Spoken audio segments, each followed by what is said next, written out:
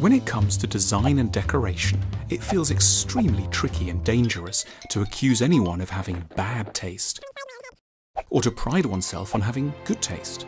The official story is that anything goes and no one knows what's good or bad anyway. But that seems too easy and lacking in ambition. Progress can in fact be made on this important issue if we try to understand what psychological mechanisms govern the business of taste in the first place. Why do we have the taste we have?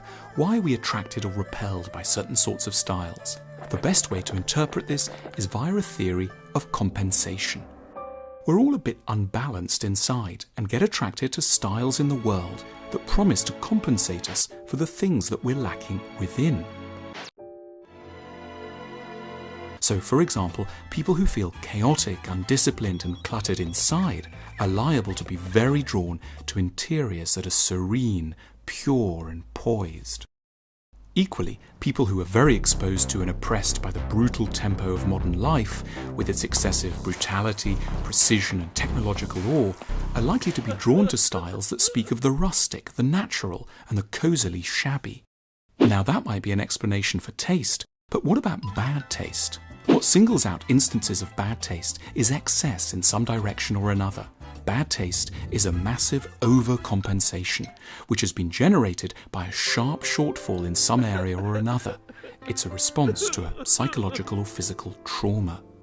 So, for example, the Russians and the Saudis have over the years developed a reputation for spectacularly bad, as in gaudy and over-the-top taste, a pumped-up version of Versailles in Riyadh or Moscow. This isn't, in a sense, surprising. A century of extreme deprivation under communism and an eternity of eking out a living in the barren deserts of Saudi Arabia have created understandably desperate desires for compensation, which have evidently rather overshot their mark. Or think of sentimental bad taste, the kind where there are gnomes in the front gardens and gaudy and sickly sweet trinkets inside. This is a style frequently favoured by the less well-off in society, people whose working lives are humiliating, backbreaking, and the very opposite of welcoming or tender. It should be no wonder that these unfortunates might therefore be in the mood for something counterbalancingly sweet at home. In every instance of bad taste, we're looking at the over-eager embracing of a good quality, like sweetness, freedom, fun, or prosperity, that was once in a very short supply. Bad taste often sickens people, but once one understands its origins, it starts to seem unduly harsh to judge like this.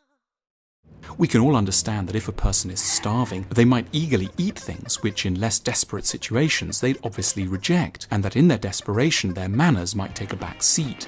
It's not at all pretty, but we never blame them, because we know why they're stuffing themselves with such haste. We should apply similar tact when confronted with unfortunate tastes in design. What's bad in bad taste isn't the person, but the prior trauma which they're seeking to compensate for through their decor. There's no point in mocking or offering lectures about art history. The problem isn't a lack of information, it's a trauma created by a badly broken and unbalanced world. The solution to bad taste is therefore political. Good taste comes about when people feel appreciated, when there's enough to go round, and when there's an economy which doesn't routinely humiliate and abase its workers. To make good taste more widespread, what matters above all are efforts to diminish the desperate lives in which lapses of taste invariably have their origins.